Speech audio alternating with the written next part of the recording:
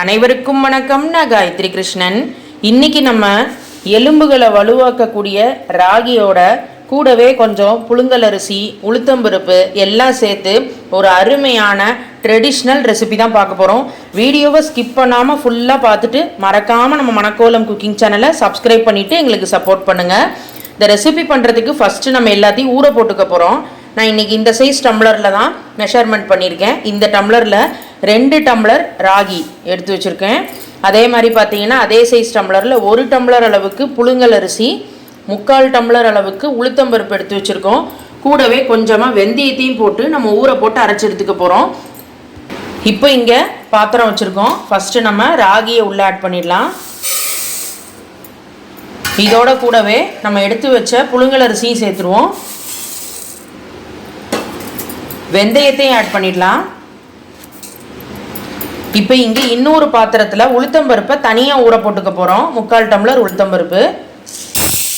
ராகி, அரிசி, வெந்தயத்தை தனியாக ஊற போட்டுக்கோங்க. உளுத்தம்பருப்பை தனியாக ஊற போட்டுக்கலாம். இப்போ இந்த ரெண்டையும் நல்லா வாஷ் பண்ணி எடுத்துகிட்டு வந்துடுவோம்.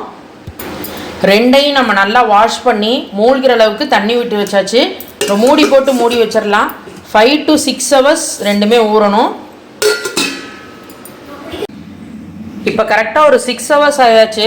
பாருங்கள், நம்மளோட ராகி, அரிசி, வெந்தயம்லாம் அருமையாக ஊறியிருக்கு. அதே மாதிரி இங்கே உளுத்தம்பருப்பும் சூப்பராக ஊறி வந்திருக்கு. ரெண்டையும் நம்ம தனித்தனியாக தான் அரைச்சி ஒன்றா சேர்க்க போகிறோம். ஃபஸ்ட்டு நம்ம உளுத்தம்பருப்பு அரைச்சிக்கலாம். உளுத்தம்பருப்பை தண்ணியை ட்ரெயின் பண்ணி உள்ளே சேர்த்துக்கோங்க. கூடவே அந்த ஊறின தண்ணியை சேர்த்தே கொஞ்சம் கொஞ்சமாக விட்டு மாவு அரைச்சி எடுத்துக்கலாம். சேர்ந்து பார்த்திங்கன்னா மாவில் கொஞ்சம் நல்லா ஃப்ளஃபியாக வரணுங்கிறதுக்காக கொஞ்சம் ஐஸ் க்யூப்ஸும் போட்டு அரைக்க போகிறோம். அரைச்சி முடிச்சுட்டு நான் உங்களுக்கு காட்டுறேன். உளுந்தை ஐஸ் க்யூப்ஸ் போட்டு மிக்சியில் பாருங்கள் எந்த அளவுக்கு நல்லா ஃப்ளஃபியாக நைஸாக அரைச்சி எடுத்தாச்சு பேட்டரை. அதை நல்ல ஒரு அகலமான பாத்திரத்திற்கு நம்ம மாற்றி வச்சிடலாம். அடுத்தது நம்ம ராகி, அரிசி, வெந்தயத்தை 2 பேட்சஸாக மிக்சி ஜாரில் அரைச்சி எடுத்துக்க போகிறோம். ஃபஸ்ட்டு பேட்சை நம்ம உள்ளே சேர்த்தாச்சு. ஊறின தண்ணியை சேர்த்து அரைச்சிக்கலாம். 2 பேட்சையும் இதே மாதிரி அரைச்சி முடிச்சுட்டு நான் உங்களுக்கு காட்டுறேன். நம்ம இட்லி பேட்டருக்கு ஏற்ற மாதிரி தான் நம்ம மாவு அரைக்கிறோம். அதனால் தண்ணியை பார்த்துட்டு சேர்த்துக்கோங்க. உளுத்தம்பருப்பு அரைச்ச மாவுலே பார்த்தீங்கன்னா ஆல்ரெடி ஒரு பேட்ச் அரைச்சி சேர்த்துட்டோம். இப்போ அடுத்த பேட்சையும் அரைச்சி நம்ம இதோட ஆட் பண்ணியாச்சு. இந்த டைமில் நாங்கள் உப்பு ஆட் பண்ணோம். அது ஸ்கிப்பாக எடுத்து உப்பு சேர்த்துக்கலாம். இப்போ மாவு எல்லாமே நல்லா ஒன்றா சேர்கிற மாதிரி கையை வச்சு இந்த மாதிரி அடித்து மிக்ஸ் பண்ணி விட்டுக்கோங்க.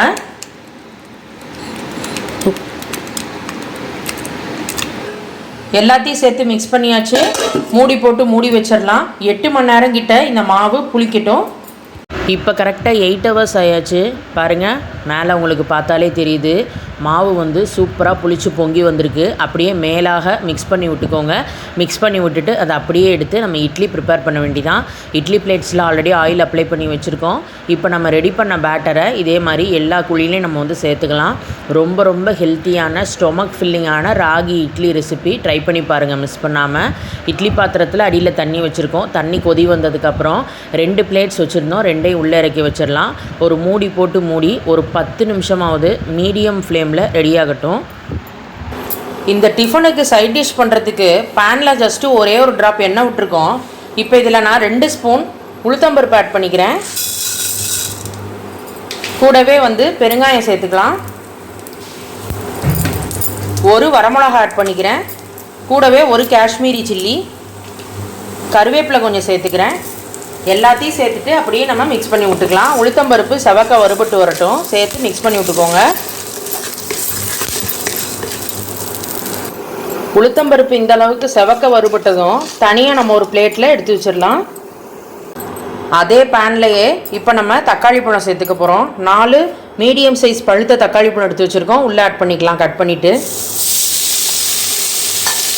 இதோட கூடவே சின்னதாக கொட்டைப்பாக்கு சைஸ் அளவுக்கு புளி க்ளீன் பண்ணிவிட்டு வச்சுருக்கோம். அதையும் உள்ளே ஆட் பண்ணிடலாம். 2 பச்சை மிளகா, கூடவே கொஞ்சம் கொத்தமல்லி வாஷ் பண்ணி வச்சுருக்கோம். இது எல்லாத்தையும் சேர்த்துட்டு அப்படியே கலந்து விட்டுக்கோங்க. தக்காளி பழம் நல்லா சாஃப்டாகிற வரைக்கும் வதங்கி வரட்டும். தேவையான அளவு உப்பையும் சேர்த்துடலாம். அதோடு சேர்த்து மிக்ஸ் பண்ணிக்கோங்க. தக்காளி பழம் வதங்கட்டும்.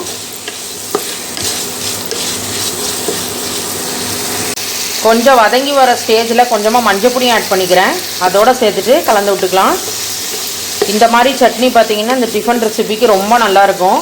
நீங்கள் உங்கள் காரத்துக்கு ஏற்றவாறு பச்சை மிளகாலாம் ஆட் பண்ணிக்கலாம். ஆல்ரெடி ஒரு வரமிளகா போட்டிருக்கோம், பார்த்துட்டு சேர்த்துக்கோங்க.